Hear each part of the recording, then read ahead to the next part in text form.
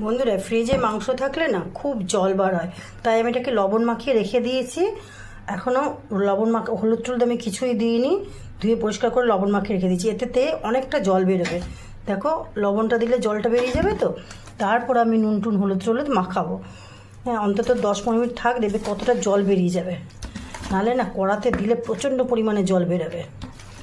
ওই জন্য আমি শুধু নুন দিয়েছি, আর কিচ্ছু দিইনি। এমনিতে মুরগির মাংস জল বার হয়, তার মধ্যে তো ফ্রিজে থাকলে আর বলার মতন নেই। ঠিক আছে বন্ধুরা, আমি রান্নাটা কীভাবে করবো তোমাদেরকে দেখাবো।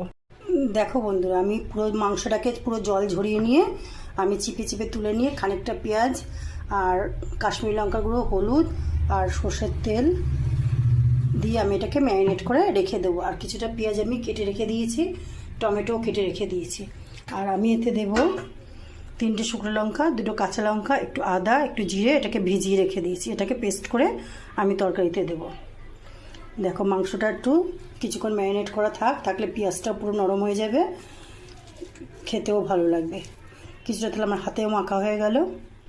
আরেকটু দরকার আরেকটুও দিয়ে দিতে পারো। আমি এখানে 1 কিলো মাংস যেহেতু 500 পেঁয়াজ নিয়েছি।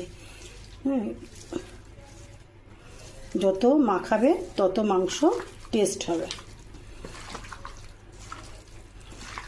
একদম কষলে কষলে মাখবো। এই যে হাতে মাখা, আগেকার দিনে মা কাকিমা জেঠিমারা ওরা কিন্তু হাতে মেখেই সব মাংস রান্না করতো। এখন সব ফ্যাশন হয়েছে, ভেজে বেরেস্তা করো, এই করো। আমি হাতে ভালো করে সুন্দর করে মেখে নিই।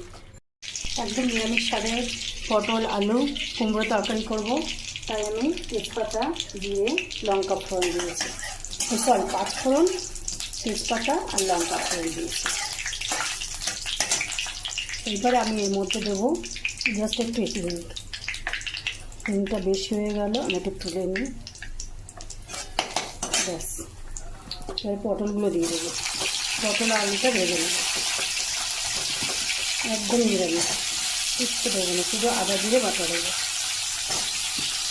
এটাতে লুচি দিয়ে তো খুবই ভালো লাগে, কিন্তু ডালের পাতে ভাতও ভালো লাগে।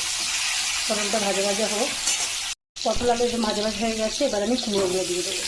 আমি কুমড়োর মধ্যে নুন হলুদ, মানে এই সব সবজির মধ্যে নুন হলুদ মাখানো ছিল,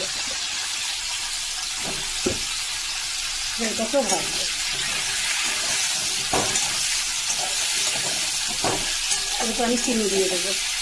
একটু চিনি না দিলে কুমড়ো তরকারি তো ভালো লাগবে না, তাই চিনি দিয়ে দেবো। লঙ্কা বাটা, আদা বাটা, জিরে বাটা 1 চামচ দিয়ে দেবো।